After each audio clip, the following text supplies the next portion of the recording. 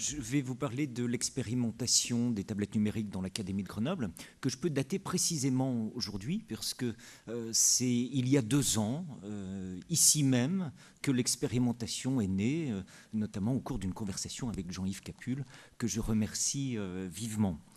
Cette expérimentation s'inscrit très précisément dans le cadre d'une politique académique, ce qui est très important parce que dès le départ, dans ce travail qui a été mené en étroite collaboration avec la DGESCO, ce sont des objectifs pédagogiques qui ont été mis en place. Effectivement, cette expérimentation, avant tout, s'interroge sur les usages. Et j'aimerais définir les usages, c'est un mot que l'on utilise beaucoup aujourd'hui. À mon avis, derrière l'usage, il y a forcément l'acquis d'un élève, et peut-être en termes de compétences. Donc le plan numérique de l'Académie de Grenoble, qui a été formulé après l'expérimentation des tablettes numériques, mais qui bien évidemment est en cohérence avec cette expérimentation, comporte 3 grands objectifs. Et je crois que ces 3 grands objectifs transversaux sont valables pour l'expérimentation des tablettes numériques. Ces 3 grands objectifs sont les suivants et sont sous-tendus par l'idée que le numérique est avant tout au service de la pédagogie, de l'apprentissage, et le numérique est là pour étayer l'ensemble des compétences des élèves. Et donc ces 3 grands objectifs sont tout d'abord améliorer la maîtrise de la langue française et des langues vivantes. Deuxièmement, former à l'utilisation raisonnée et citoyenne des médias numériques. Troisièmement, favoriser les parcours personnalisés. Par manque de temps, je ne vais pas développer ces 3 objectifs, mais vous percevrez derrière cette formulation les grandes compétences du socle commun de connaissances et de compétences.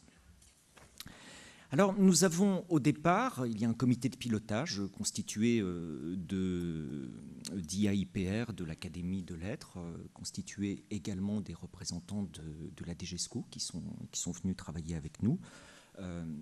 Et bien entendu, il s'agit d'appliquer cette politique définie par le recteur. Ces hypothèses de départ sont les suivantes et nous ne les avons pas encore évaluées. L'évaluation commence en ce moment avec des IAIPR qui vont dans les établissements, parfois accompagnés de membres de la DGESCO. Donc nous aurons une évaluation qui sera constituée d'une observation sur le terrain, dans les classes, et pas seulement sur la déclaration des enseignants. Et ça nous a paru important.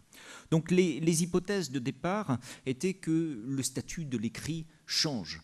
Et là, bien entendu, nous avons suivi les hypothèses qui sont formulées, par exemple, au grand séminaire des lettres, séminaire annuel, le rendez-vous des lettres, métamorphose du livre à l'heure du numérique. Oui, il y a probablement une métamorphose du statut de l'écrit, et la tablette est peut-être un élément qui corrobore cette hypothèse. Nous nous sommes également interrogés sur l'éventualité d'avoir accès à un numérique plus simple. Ça a été évoqué ce matin. On démarre facilement la tablette. On n'a pas à déplacer une classe pour aller dans une salle multimédia. On n'a pas à déplacer un chariot. Est-ce qu'on peut simplifier l'architecture du réseau ? Est-ce que l'on peut gagner du temps? Est-ce que l'on peut gagner, si l'on gagne du temps, de l'argent en termes de maintenance? Ce sont des questions que nous nous sommes posées avec le postulat, il y a 2 ans, que le prix des tablettes baisserait, ce qui pour l'instant ne semble pas être vraiment le cas. Dans nos hypothèses, nous avons envisagé également que la tablette réunissait l'ensemble, on va dire l'essentiel du numérique. L'écrit, la lecture et l'écriture. On s'est interrogé également sur les dimensions cognitives. Thierry Bassino pourra nous en dire plus, avec toutes les limites que peut poser l'écran, mais il était nécessaire pour nous dès le départ de poser les limites de l'apprentissage sur écran pour mieux en percevoir les réelles plus-values. Réelles plus-values avec les cartes heuristiques, avec l'aspect multisensoriel qu'on a pu évoquer ce matin.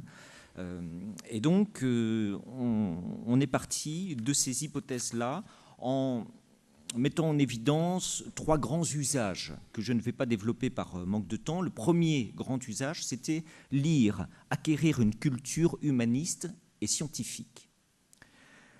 Avec les livres numériques, les livres multimédia, les livres audio, la diffusion pour baladeurs, l'enregistrement, la web radio, avec les manuels numériques également, bien sûr avec l'étude de la presse en ligne et avec l'éducation aux médias de manière générale, avec les encyclopédies et puis l'ensemble des ressources.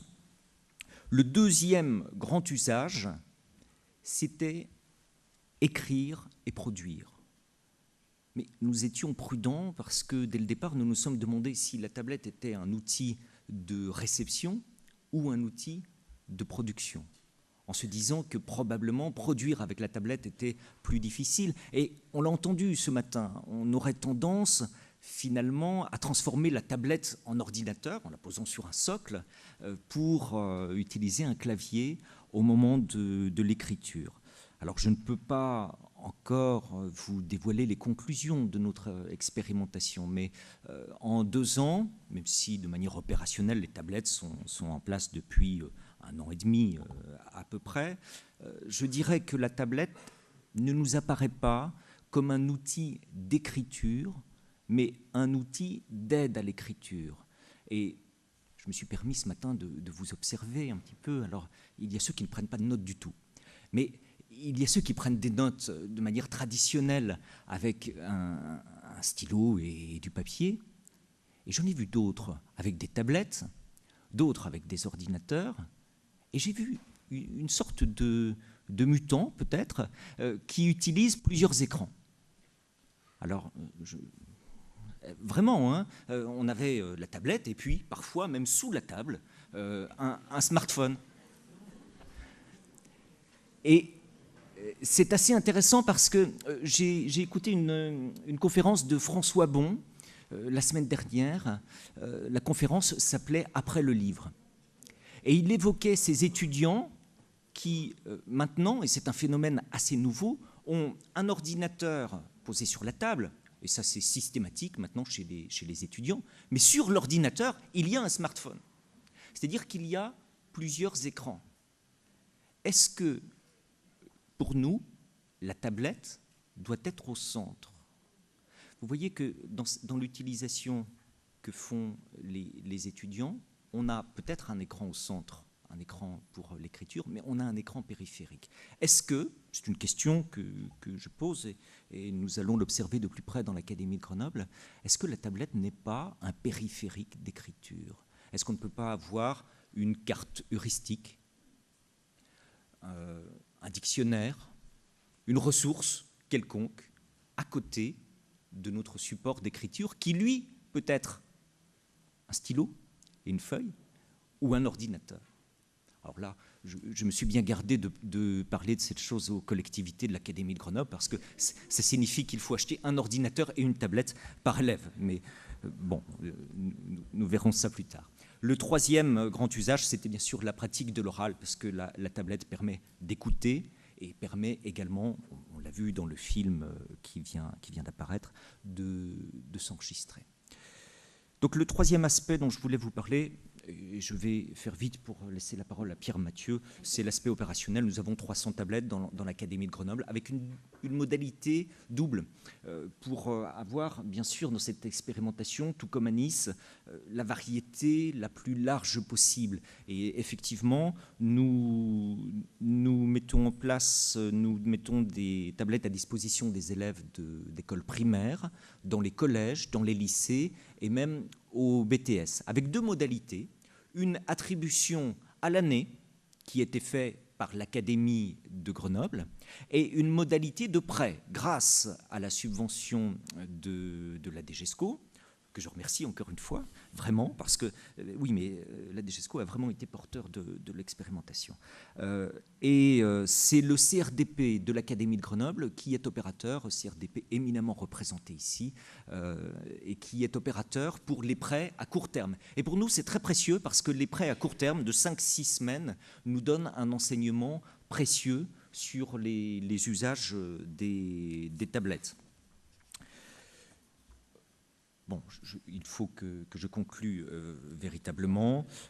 Pour ce qui est des freins, André les a évoqués. J'aimerais en évoquer peut-être quelques-uns supplémentaires. Tout d'abord, les vols. Nous avons eu des vols, 30 tablettes volées dans un établissement, 7 dans un autre. Là, on n'a pu en voler que 7. Il y a eu effraction, mais les tablettes étaient dans des chariots blindés. Cela dit, on a réussi à ouvrir tout de même les chariots blindés. Donc ça, c'est une vraie question. Est-ce que l'on peut mettre une tablette par élève dans chaque établissement, ou est-ce que l'on peut mettre des tablettes qui sont un peu volatiles dans les établissements, ou est-ce qu'il faut en donner une par élève de façon à ce que les élèves puissent les emmener chez eux? Là, je ne sais pas. En tout cas, pour l'instant, c'est un frein et un frein réel. Bien sûr, on a d'autres difficultés. La politique de certains constructeurs qui sont un petit peu fermés, par exemple. Donc l'essentiel, on est bien d'accord, pour nous, c'est l'usage, l'acquis des élèves, lire, écrire, écouter, parler, devenir autonome, se cultiver et avoir une utilisation responsable du numérique.